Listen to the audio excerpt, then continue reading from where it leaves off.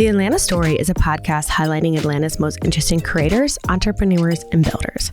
I'm JC Lucas with Atlanta Ventures and co-producer alongside John Birdsong. In today's episode, John sits down with Meria Carstarphen, former superintendent of Atlanta Public Schools.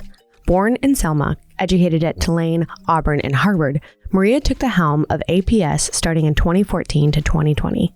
During her tenure, she saw graduation rates improve to 80%, transformed a damaged culture infected by the infamous cheating scandal, and made a generational impact for students of Atlanta. On the show, Meria shares leadership tactics used to change culture, her ideas to improve education today, what's next for her educational journey, and much more. We hope you enjoy the show and subscribe to The Atlanta Story.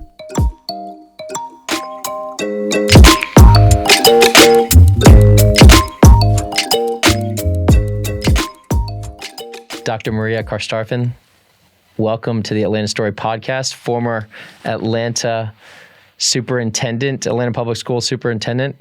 Thank you for being here. Thanks for having me. I'm looking forward to it. Yes. Born and raised in Selma, what experiences in Selma led you to be a public servant? Yeah, so for those who don't know, and you wouldn't believe how many kids today don't know, but Selma was the birthplace of the voting rights movement of the 1960s. And Selma's the place where Bloody Sunday happened, when marchers, including John Lewis, were trying to cross the bridge from Selma to the state capitol. The anniversary was recent. It was. And you know, they were met with a great resistance, and it was a very violent media capturing of this moment in American history that so many people across the nation just didn't really, I guess they weren't aware of during that time. And so fast forward to my time, my parents raised 4 girls in Selma. My dad is from that area in Alabama, and I went to the public schools there. So I grew up there, born and raised, and my big, I guess I should say, experience was that it was incredibly intense. It was unbelievably inspiring. But maybe most importantly, it was shaping. It made me the kind of young person who felt like advocacy and social justice was part of your civic duty. It wasn't something you should treat separately, or even decide that it's really not my fight, it's someone else's fight. But for me, and I think for my siblings and most of the young people I grew up around, we believed that was the way life was supposed to be. And in it, I think I grew this desire, if you will, to always have impact in my work. It was never about, I wasn't one of those people who was like, I wanted to be a teacher my entire life, or I wanted to grow up and be a superintendent. It was definitely, I want to ensure that no matter what I do, I have meaningful impact for the future of people who are more disenfranchised than me. And my parents instilled that in us. My father was incredibly committed to Selma. I think how so? He was an independent businessman. He spent his entire career there, supported any and everything that you could possibly imagine, that from Little League, baseball teams to, helping in the restoration of, a local hotel. Sure. I mean, whatever it took to make a community strong, especially for Black people, that was how my father raised us. And my mom was really great in supporting him and us in those endeavors. So when I finished college and wanted to start my career, it was very clear to me that if I wanted to kind of go beyond the general exposure of a child's view of what it meant to be in Selma, that I needed to go back and experience the town as an adult. And so I spent my first 4 years teaching in my hometown, and to see it from and so this was after your PhD at Harvard? No, right after college. Right after college.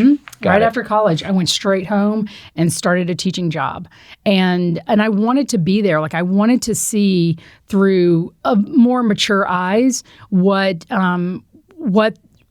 the town was always trying to do. And I think that it is very symbolic of what happened here in Atlanta, what happened in Memphis, what happened in, other what I would call civil rights cities across the nation.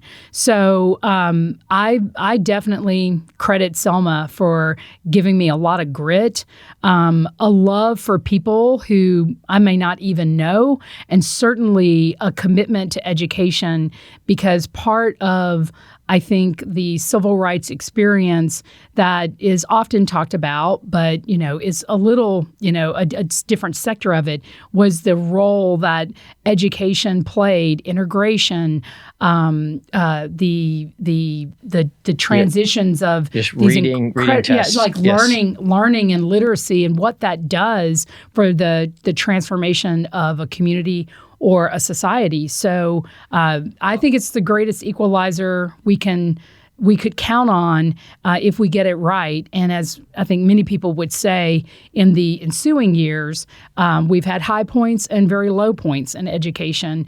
And certainly pre-COVID, I think education was showing that we were not doing a great job for Black, brown, poor, language learning, special needs kids. Post-COVID, I think it'll be absolutely worse. And so being creative and innovative about solutions for that are part of the future work for educators.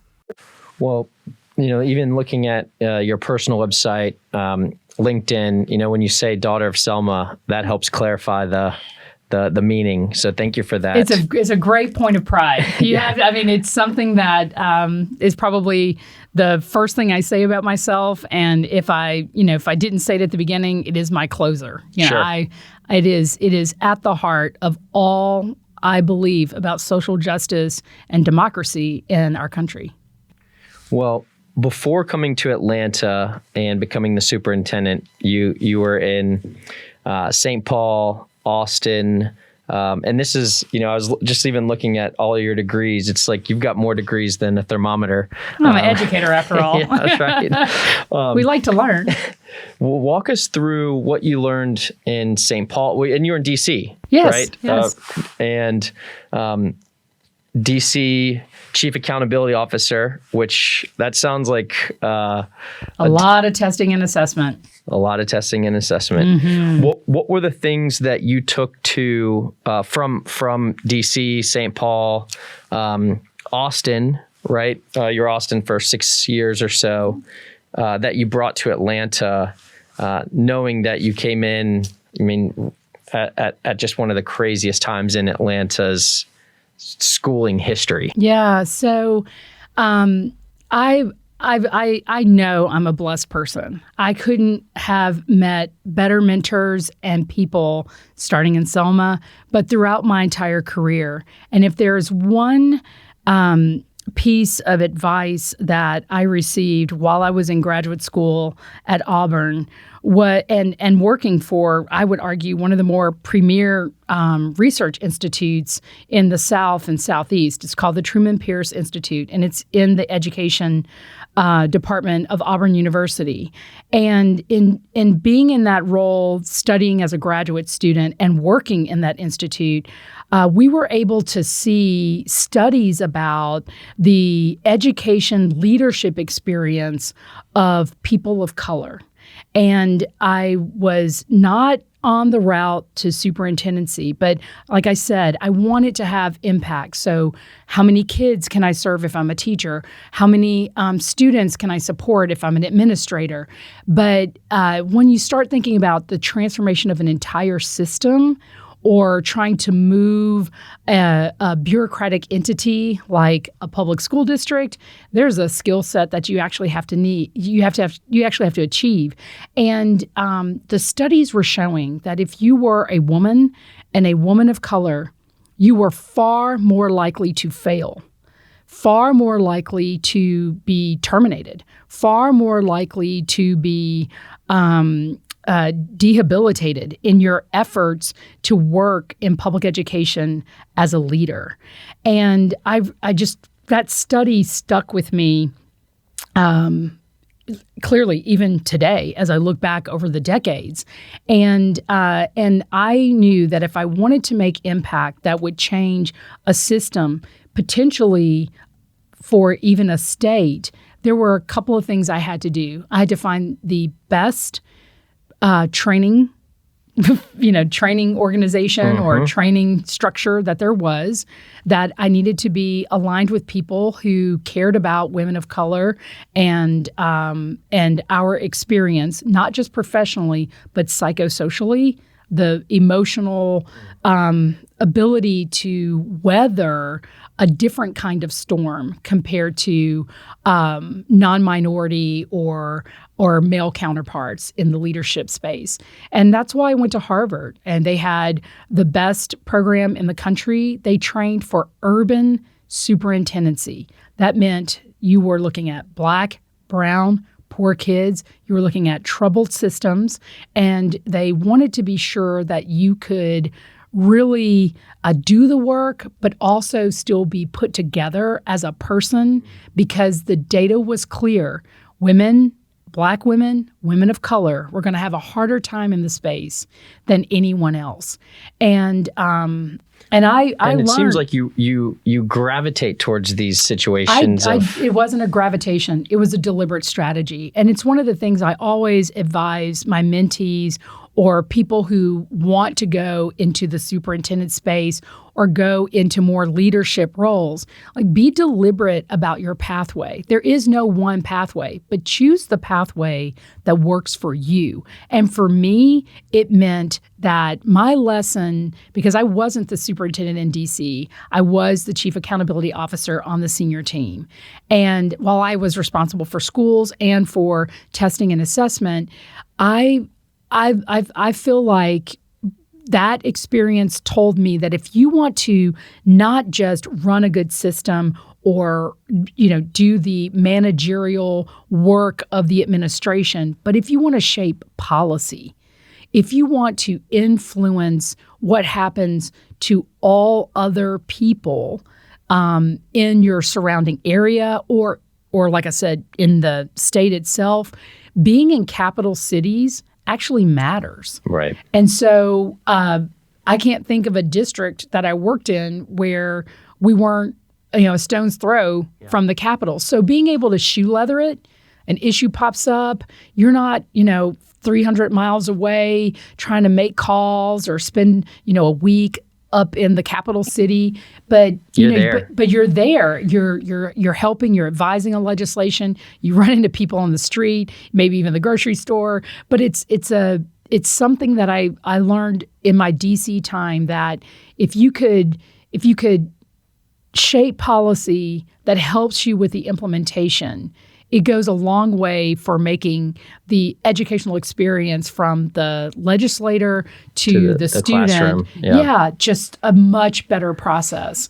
And ironically, probably 2 months ago, I watched Waiting for Superman again, and that is I'm sure a lot of listeners have watched that as well, but that movie and documentary, I want to touch on, in particular, on the charter school aspect. But back to that theme of being deliberate where you go, right? You get the call in 2014 that says, hey, there's a job opening, and you say, where?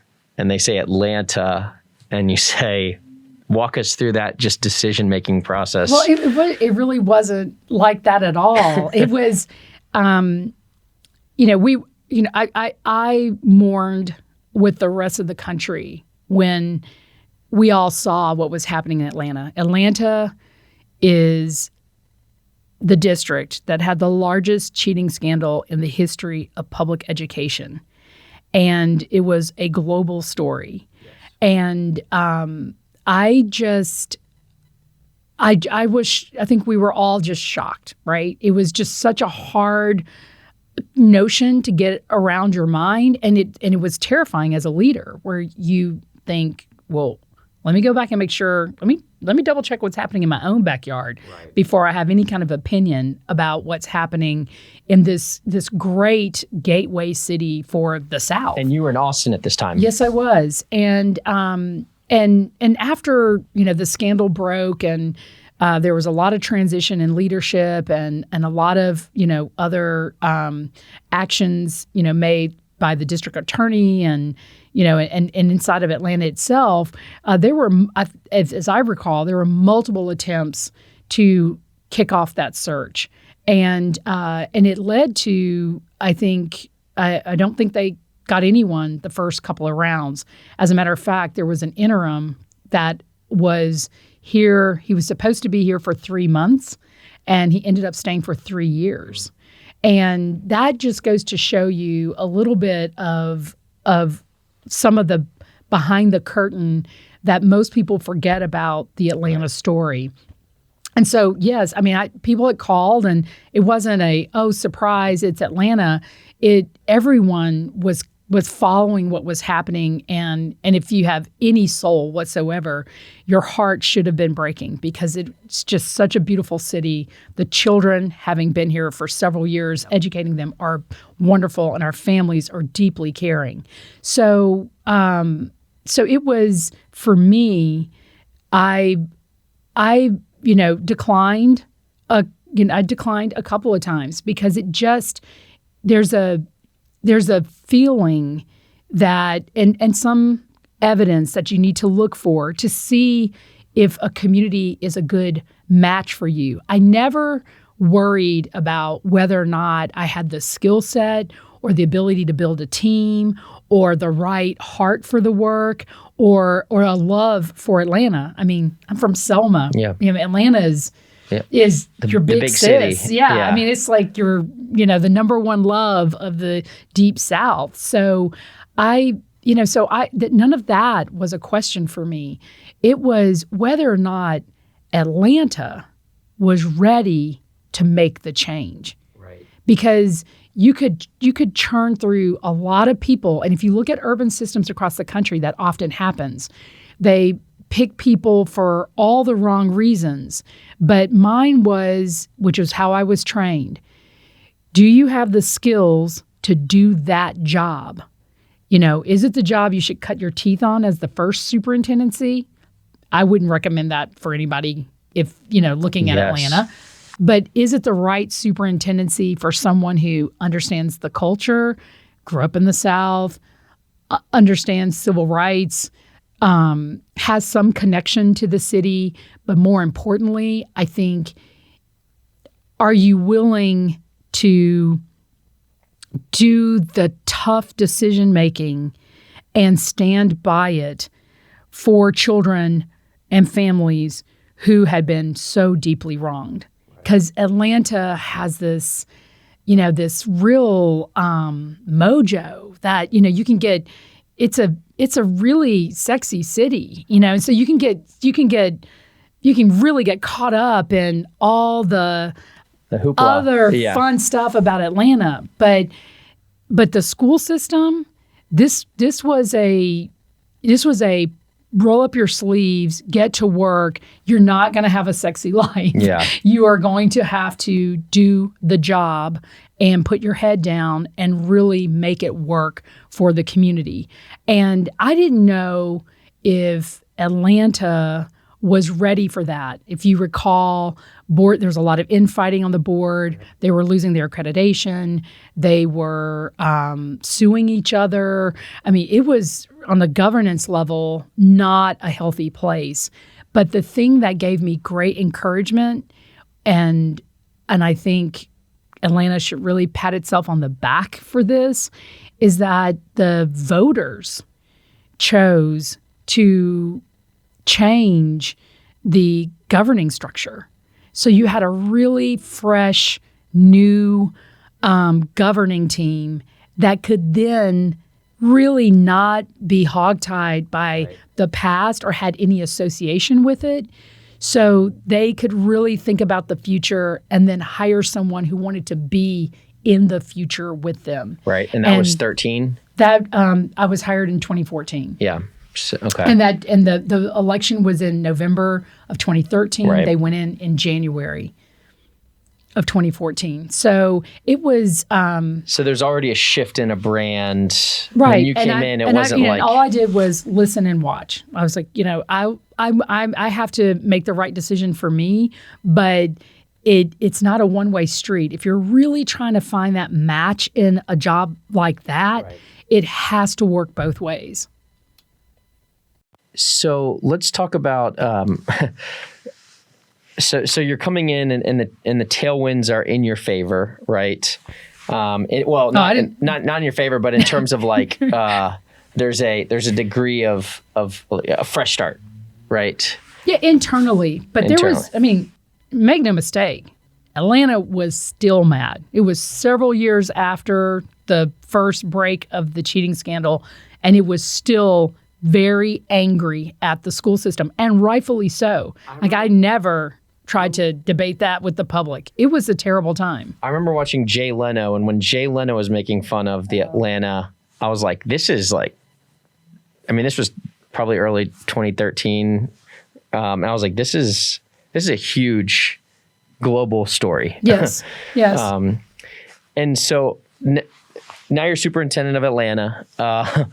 Where do you even start? Like, how do you prioritize? Is it high school, middle school, elementary school, right? I mean, we didn't get any breaks like that. There were so many things on fire, so many things. The most important thing that you start with as a leader when you're dealing with crisis, you have to 110% trust and believe in who's sitting at your right and who's sitting at your left.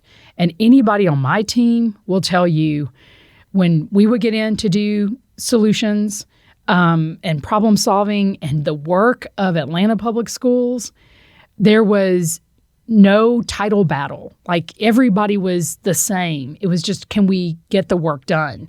And so I had the great fortune of having one of the best deputy superintendents I think I'll probably ever work with, David Jernigan.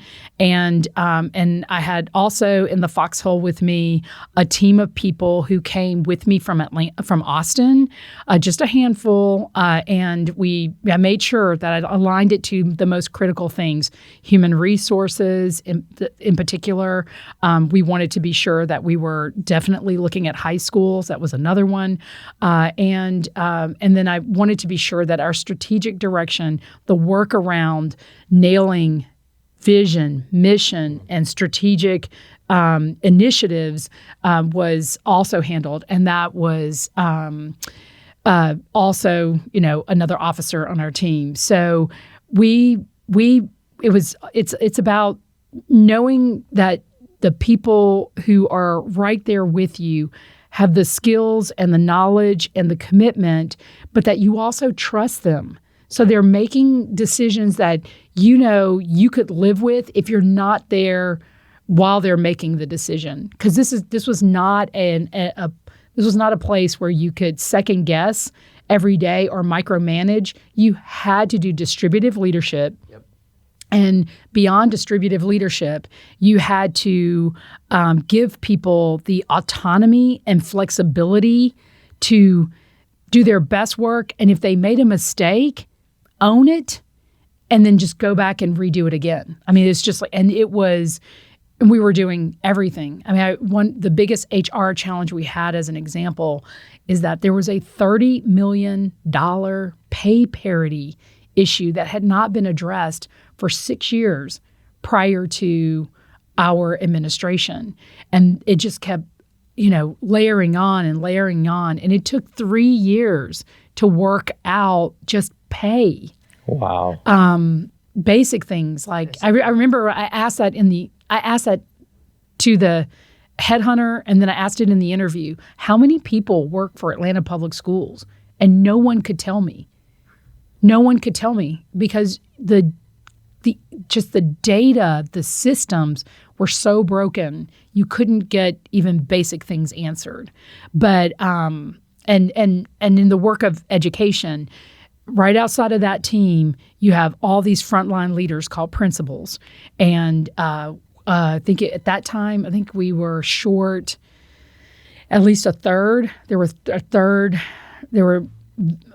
of the principalships were vacant or interim. Wow.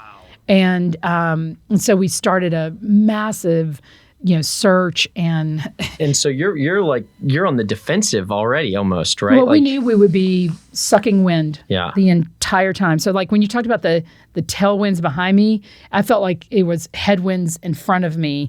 But it was again, I think what you have to remember is never do these jobs in education. I say to teachers, don't take a teaching job if you don't like children. I know that doesn't sound like rocket science, but it really is a basic kind of concept that you need to internalize. Don't go into middle school if you don't like prepubescent kids. Don't do early childhood if you're not prepared for somebody who doesn't know how to go to the bathroom quite right and is going to cry all the time. So there's a lot of things that, at different levels you can say. I would say, don't do a superintendency if you're not willing to do any job required of you, even if it does mean mopping a cafeteria floor to move the agenda forward. And I have done a lot of things. I played football with the kids. I remember doing water polo, just whatever it takes to understand the issue so that you can really internalize it and inform your decision-making at every turn. So you've got to listen to the bus driver as much as you listen to the board member. Was there a moment in a midterm, I'll call it a term, where, you're sitting there, it's on the weekend and you're like, I'm making progress, a difference. Was there a point, or was it always completely like, I'm just going to one fire after another? The first year was like it was Whack-A-Mole, that game, where you're popping the heads of the little gopher or whatever it is that pops up. But the first year, I really was like, I'm not sure we'll make it. No one was sleeping. We were all like just burning the candle both ends and straight through the middle. And I think that the transition happened when we really started talking more openly about culture. The last thing that I think changes in an effort to do transformation, when you're really changing everything about the way an organization is doing its business, that transformational process doesn't work if you haven't cleaned up the culture of how people talk about their work, think about their work, and do their work.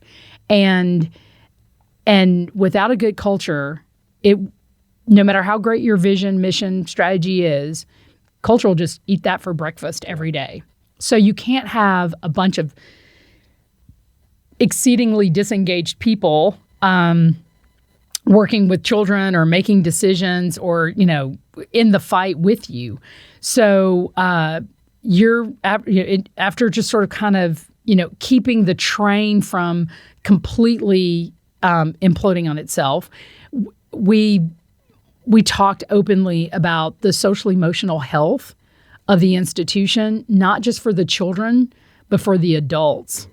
And that, if I could point to one thing, it gives me goosebumps talking about it, but if I could point to one thing that, God, like where the winds literally changed, was when we came together as a school community the end of that year. And I remember and you have to understand labor. Sorry. You have to understand labor rules and, working rules and all those sorts of things. But I just invited every leader in the district to come and sit with me at the end of the first year. And we talk about culture, climate, and social emotional health. everyone turned up. I didn't have to require it. They all turned up and were like, okay, we see that you're legit. We recognize you've been working hard. Here are our concerns about what it feels like to be in this institution, specifically fixing salaries and this, but also what it means to be a team. What does it mean to be part of APS? Yeah, but also like create pathways for people to feel like they could stay and grow, that it wasn't corrupt, and it wasn't just relational, because I know John, he's going to help me out. But it was about talent and skills and recognizing people for their contributions. And we started on a journey of social emotional learning, climate and culture, and that became the flagship district-wide effort. And in doing that, the adults really felt more connected to me as a leader, to the vision and mission of the system, and to their own responsibility inside of the district. I couldn't be more proud of the work we did. And I know there's a strategy out there. I see companies do it all the time where they rebrand and you get a new logo, or right. you truncate your name and now you're a bunch of cool initials or whatever.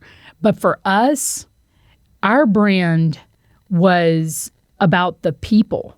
Like we had to change how the public saw us as adults responsible for the children and the future workforce of Atlanta.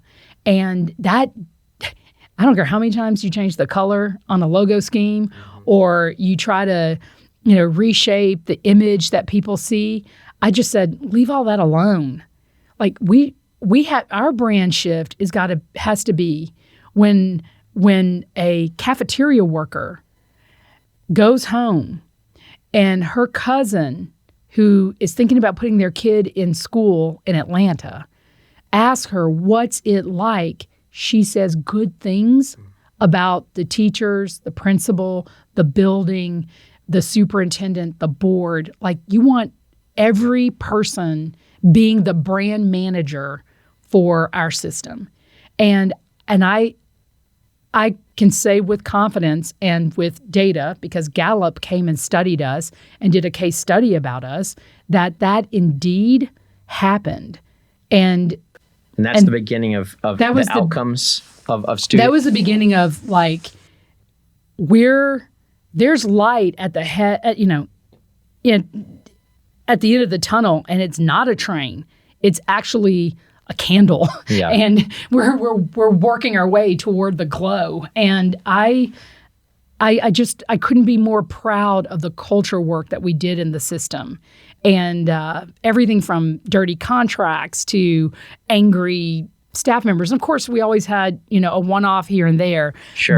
But everyone would tell you it was a happier, more joyous, more engaging place to learn, play, work, and choose if you wanted to be in the system. And never perfect.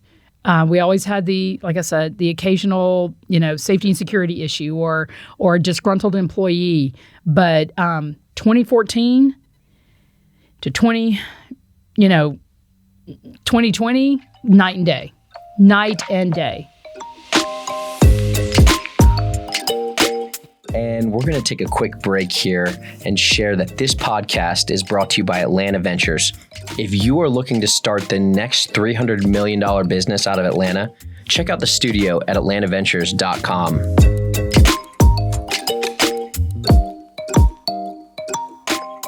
What would the 2020 version of yourself tell the 2014 version? Ooh.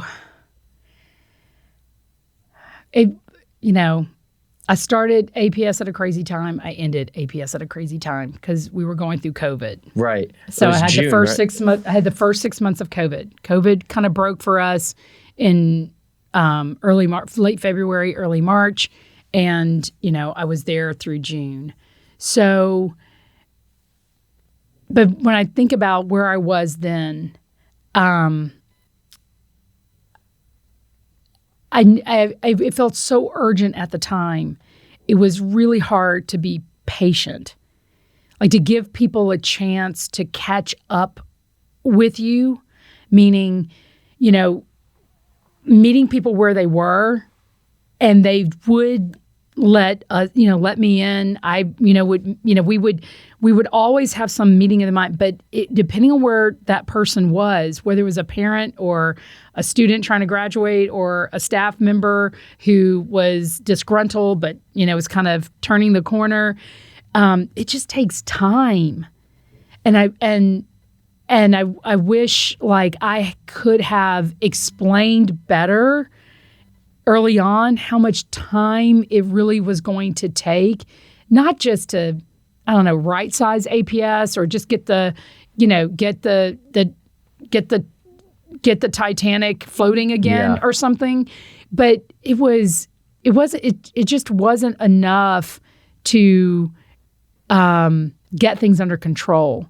What I felt like the public wanted from its public school system was an excellent option, a high-performing option among many good options in Atlanta. Yeah. Private schools, people can homeschool, people can pod teach, whatever. There's just charter school options. There are just so many different great options in Atlanta. But for what we paid in taxes, what I pay taxes, y'all pay taxes, but what you pay in taxes and for what the city and the state had gone through with the cheating scandal, I always felt like the charge wasn't just clean up that mess. It was, from the public side, it was give us a high-performing option. I may or may not choose it, but when I pay my taxes, I want to feel good about it. Right. When I drive by a school, I want it to look clean and nice in my neighborhood. I want it to improve my property values. When I go to make a decision about where to send my kid to school, I think of it first, along with all the other firsts on my list. Sure. So I just think it's important that, to my younger self, from 2020 to 2014, I wish I had been able to articulate better what it takes to actually get to that level of excellence, so that people would embrace the time period. Right. And that, by then their kids are, out of high school, right? Well, it's for where, we were. When I started in Atlanta, we had a graduation rate it was below 60. I think it was 59.1 or something. And when I ended, we were a little over 80%. I think it was 80.3. Damn. Mm-hmm. It was a big deal. And it was legitimate. We cleaned up records and special ed records, and it was so much cleanup to get a clean number. Yep. To be able to feel solid on where we stood. Do you miss it? Well, I don't miss it in the sense that I still am able to do a lot of that work in what I'm doing future, today. Yeah, which I want to get to. Yeah, but make no mistake. I have these pillows. When I was leaving, my deputy gave me a going away gift, and it was the Atlanta story. Well, it's got a phrase on it like, the Atlanta story is my story now, or something. But it's this really great little message about, and I think anybody who even visits the city always leaves with their Atlanta story. But it has a way of getting in your heart, in your bloodstream. You can't come to Atlanta and not end up loving it a little bit. Well, you're so on the I right miss podcast. I miss my peeps and everything. But we were all so close. I probably talk to somebody every day. Yeah. And the kids, I had very close relationships with students. So I'm always writing recommendations for them, helping them get little internships and jobs. They're always, calling and asking for advice. I have tons of mentees. And I still live in Atlanta, so I see everyone all the time. So it just feels like I'm in a different role with them, but we haven't abandoned each other. Sure. Let's spend a few minutes on the technology aspect, right? What are some things like I feel like you can see around the corner, and you probably have tested technologies, over those 6 years in Atlanta, right? I mean, there's so many pieces of technology in schools that the entrepreneurs that I know, they all know, like, May, June, July is when you're going to do 80% of your budget that year. If you're really on top, I say this all the time. Most districts, you hear, they're hiring in the summer. We hired a year in advance. So like if you want to, again, transformation, if you want to do transformational work, if you want to really change the game for what's happening in public education, the way that it has been done in the past, the focus on budget at the end, we were building our budget. You could look at it. It was at the first meeting of the school year for the next school year. Right. We had regular budget meetings, executive sessions, budget committee meetings, but it was, to me, if you're really thinking about how you're managing time, people, and money, that's your resources in education, you must be proactive. And so I can't, I don't have a crystal ball like you. I don't really know. But I know this. JC and I did too. Yeah, but I'm telling you, I know this. COVID was an education killer. It was bad before. People were struggling with achievement gaps across race, gender, socioeconomics, special needs, language needs. I mean, all these things were real pre-COVID. And where, I've been spending a lot of my time, and I do think, I do think that we are incredibly slow to change in public education, and everyone was saying, and still are, we just can't wait till things go back to normal. When can we just get back to normal? Well, normal is great for us as adults, as individuals, right? Get back into a rhythm, get back to my classroom, get back to my regular school year calendar, the things that everyone knows to expect in public education. But if you look at the outcomes based on that design and system, it is terrible for disenfranchised children and poor families. Just terrible. And if my hope during COVID was that it would have been the push, right, the galvanizer for the change that had to happen in education. It needed to happen. But that this conversation still seems to go backwards, where people they want it to be the same again. And I don't think it will be. I think we've seen lots of examples of how people are creating their own options. Right. If schools aren't serving their child, or if they can't, provide even the basic services that they needed. So the piece of that around the corner that I think was always there, it was right in front of us, everyone else has leveraged it, is the rate of change in technology. The rate of change in technology for education could be just life-altering for children, especially children who haven't been served. And, you could pick up the paper any day. I think I've got 2 articles in my purse right now that I haven't had a chance to read. But educators are leaving the profession at alarming rates. Yep. Superintendents are stepping down I had PTSD after 6 months. Just the worry of how many people you might have hurt, or in my case, we didn't know what was happening those first 6 months. So I was worried I was potentially killing staff or you just didn't know what the impact Beyond of COVID was going to be. Right. Beyond burnout. Like it was messing with your head. It was messing with your physical health. I mean, it was just scary. And so the burnout is pretty intense. The frustration with how education has been so politicized in recent months and over the last couple of years makes everyone a target. Even the simplest thing that happens in a school or between a parent and a principal just becomes, this a brush fire. Yeah. And you're just always in reaction, being hated on. So, social media is pretty rough out there too. And people are just at their capacity.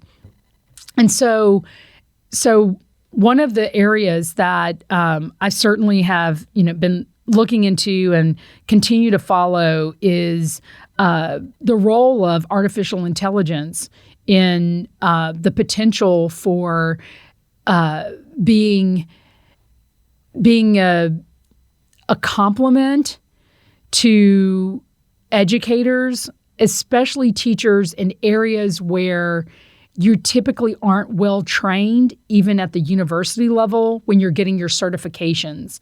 So finding people who can teach a higher level math, or teach at the elementary levels, like theories around math, when you're sort of a general education teacher, or how do you really teach a special ed child or a language learning child when you don't speak when you don't speak their language and there's some bridging that needs to happen.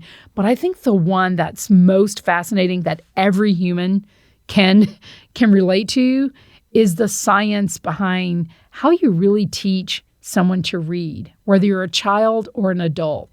And nailing that science is rocket science. It's not intuitive. The brain doesn't naturally understand that part of educational development. So it is something that has to be taught. The science is incredibly unique, and it happens at critical grade levels. Right. Early childhood, first, second, third grade. And so, but most teachers, especially across the country, depending on where you are, don't have those specialty degrees. They're not an expert in teaching reading.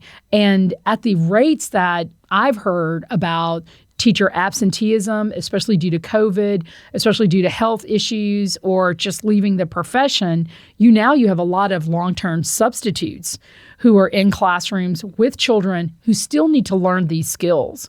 And so there's a lot of first to third grade. I mean, that's where you kind of learn to read, and after third grade, you read to learn. And if there's a gap or a whole missing link in there, that's your generation.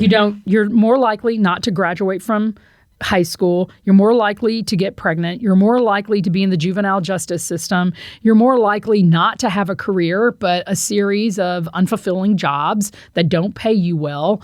You're more likely to live a life in poverty. And even the data in Atlanta shows that if you're, and this is a rough way to say it, but it's kind of a truth. I heard, I went to a United Way event and, heard it kind of presented this way. If you're born in poverty in Atlanta, you die in poverty in Atlanta. There's not enough economic mobility to move you in a generation to where you would be with peers who are educated or already born into a socioeconomic status that elevates you. And so there's I did a couple of since being out of the day-to-day superintendency, I did an amazing body of work with the Boston Consulting Group and an angel funder here in Atlanta around solving intergenerational poverty and what it takes. It's all based in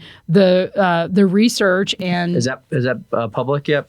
No, I am still, refining some of that, and certainly, have every intention of, making it available to anybody who wants to make a difference in that space. But I, was working with and talking to a lot of people who are focused on the work of stabilizing the caregiver, stabilizing the person in the family who really does need to have that economic investment to be able to have what we call a multiplier effect in a family, so that all children for the future, any adult in the household, can also be stable and benefit from a higher education experience because you're not as mobile, a higher quality life experience because you're not chasing cheap rents, and so on and so forth. Right. But we worked with about, I think it was around 11 Atlanta nonprofit institutions as well, and studied a little bit about how they did their investments and which ones had more success. And one in particular that I just think is a rock star in this work is the Atlanta Volunteer Legal Fund. They do really great work. I would encourage you to invite them to this show to talk about how their strategy of direct touch and helping poor people get control of things that are often out of control in their lives. It's hard to fight against a slum landlord. Right. It's hard to fight against a city or something, like if they cut off the water or the electricity. And so they were a great partner in this study. Very compelling work that came out of that particular nonprofit. And I was really proud to see those outcomes. And then I think just kind of coupled with that were things like the opportunity I had in the documentary we mentioned. I want to hear about so post APS superintendent, you've put on another hat, executive producer. You've got a film coming out in the Toronto Film Fest in a couple weeks, right? Yeah. Tell us what it is, how it came about. Yeah, so what story is it? Yeah, so just so you know, and for many people, they're like, "What? She's an executive producer. What is she doing documentary work for?" But for those who don't know, I had my first career was really in journalism. I was the editor of my high school paper. I worked for the Fathers of St. Edmund and the Catholic Ministries as an in-depth reporter. I spent time in Caracas, Venezuela, in the Black Belt of the South for them, studying education and what was happening where they had ministries and support for education through the Catholic networks. And I went on to intern. I'll never forget. I was so blessed. John Floyd Jr., who has since passed in COVID, he was the longstanding editor of Southern Living magazine, and here I was from Selma, Alabama, all full of you know how young you're one, you want to get into the mix of all things, and you want to have the next big story, and he was so great. He was like, he had a wonderful Southern accent, but he invited me up to Birmingham, and he said, why don't you consider doing an internship with us? I was like, but you take pictures of flowers and hotels, and he was like, but I want to teach you how to kind of appreciate the process of how you really tell a story, whether it's a single bloom on an orchid or education, work with some of the best. And he allowed me to intern with him. And I'll never forget, my first assignment was I had to take a picture, because I love documentary photography, of a glass of tea. and I was like, are you serious? And he was like, make it the most drinkable glass of tea in an image that you can. And to this day, I always think in my mind, no matter what I'm talking about, no matter who I'm engaging with, no matter what I'm trying to explain, because whether you're taking a picture or doing a community meeting. You are engaging in a story with people, trying to tell your side or capture their information. And I remember my big aha on this glass of tea was I stuck a piece of foil on the backside of it and backlit it so that the light would come through the water. And I still have that little Polaroid because you do the Polaroid shots, then you start. This is when we had film, right? Not digital stuff as much, but you didn't want to waste a bunch of film. But I tell that story because he really invested in me and said that whether it's the simplest thing in front of you or a really big issue like civil rights, you have a duty to the public to do a good job of presenting the images, picking your words well, engaging with them so you can capture their glass of tea. Sure. And so, and that changed my perspective. I went on, I was teaching and including documentary work with my students, but I was picked by National Geographic magazine to be their faculty fellow in their internship program. They brought me on as a contract photographer. I covered the voting rights trail from Selma to Montgomery, and I think it was published in 2000. Wow. I think at that time it was the 30th anniversary of the Voting Rights March. It's like it's all like a lifetime ago. But I love documentary work, and I even was like a beat reporter for the Selma Times-Journal in the summers when I would come home from school and college. So executive producer it fits something the narrative. Yeah, and and in Atlanta I was able to do small things, nothing meaningful, but I did support. Had no role other than wanting to see it happen, but I supported the documentary about Maynard Jackson, which I thought it's fabulous. I just I watched it in preparation for this. I just downloaded it again off of Prime Video. You can do that for a small fee, and watched it again. It's just he's great character, great leader, great story. But this film is about. It started with a joint concern about Black boys in education, and the director of this film, I think, is just brilliant. She is incredibly creative, and was really like the most patient person in the world, because it took years for everything to sort of get off the ground. And her name is Stacey DeWitt, and she's actually here in the Atlanta area. And we started with Black boys and talked a lot, really tried to, create the storyline.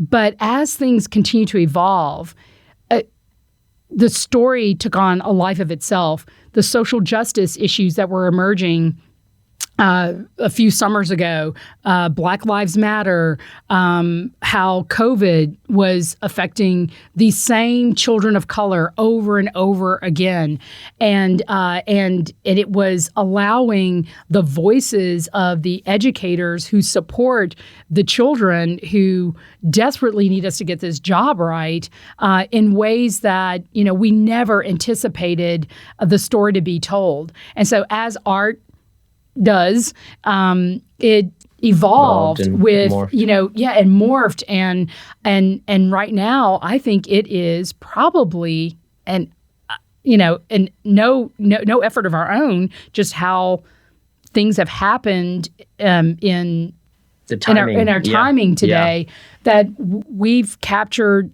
the most relevant, real-time storyline of what young people and educators have been going through in these last few years. Yep. And I know how this works. Like, in real time, sometimes people don't really see the value of it, but over time, it is a lot of wonderful footage and real life stories about what what is happening in education before COVID, before the social justice work, and all during it. And it just fell into place. What's it called?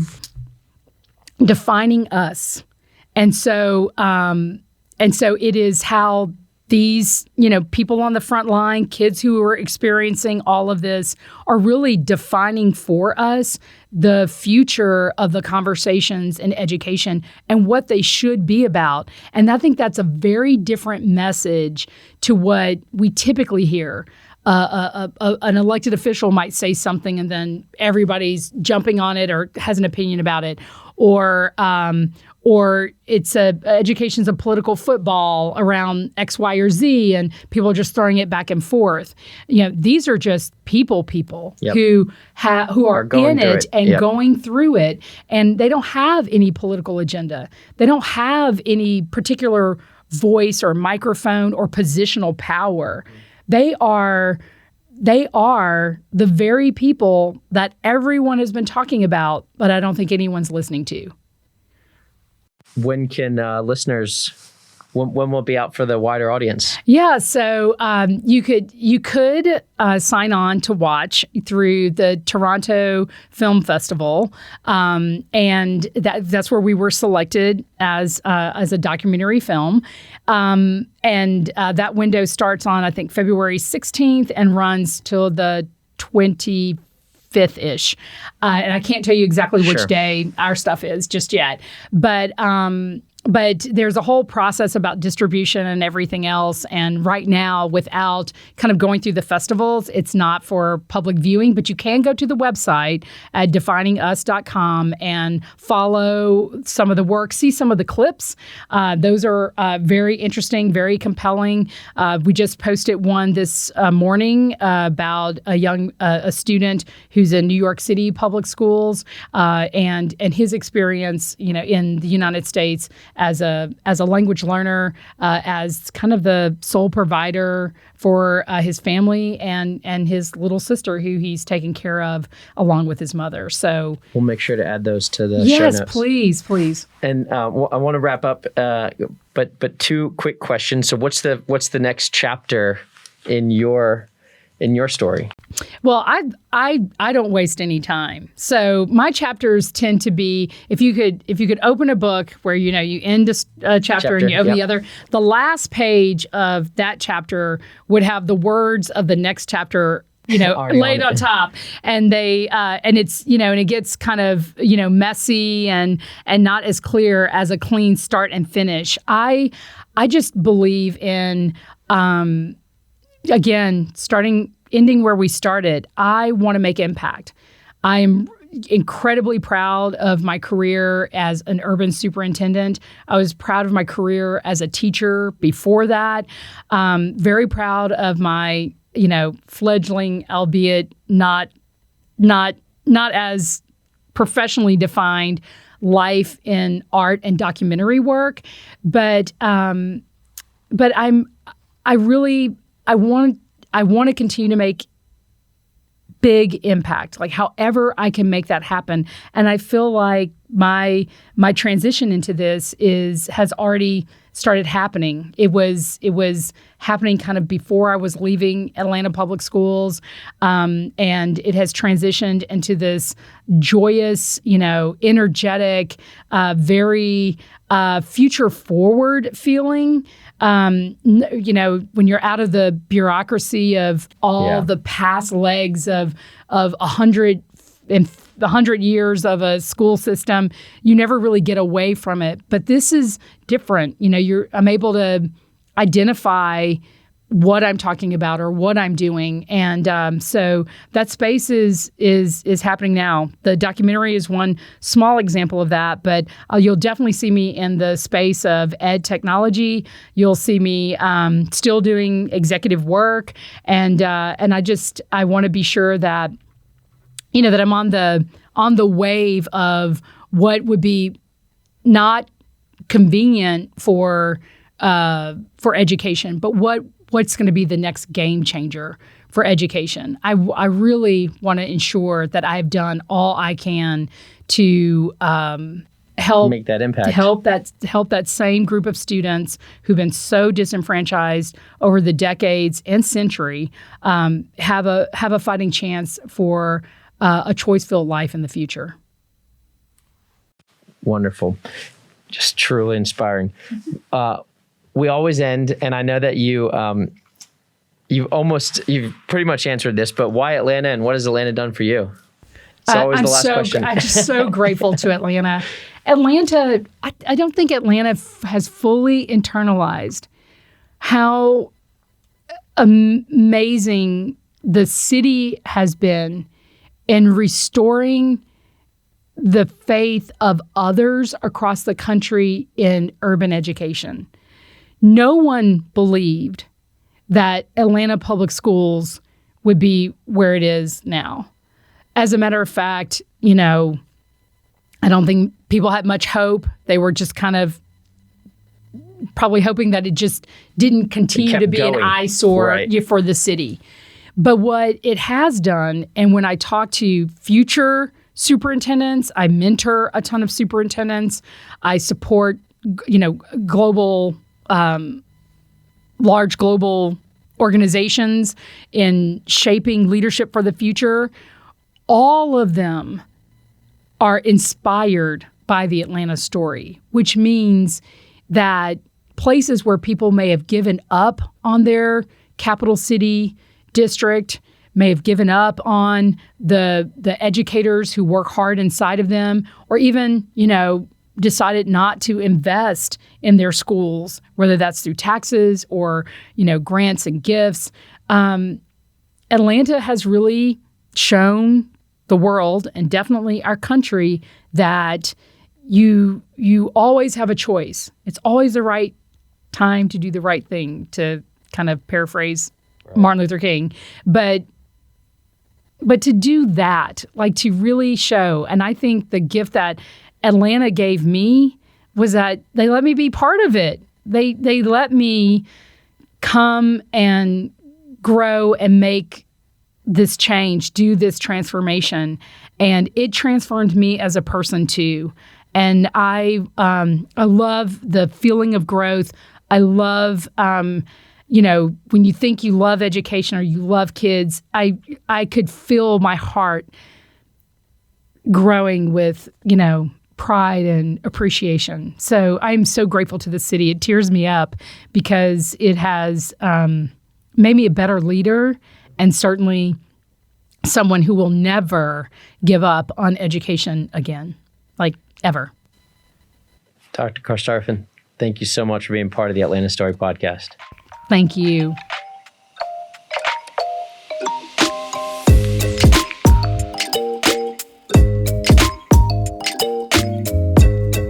This podcast is brought to you by Atlanta Ventures. It was co-produced by JC Lucas and John Birdsong. If you are looking to start the next $300 million business in Atlanta, check out the studio at atlantaventures.com and the companies we work with who've done it before. Thank you for listening to this episode. If you enjoyed it, please share it at your next coffee meeting or dinner greeting, rate it, and write a benevolent, eloquent review.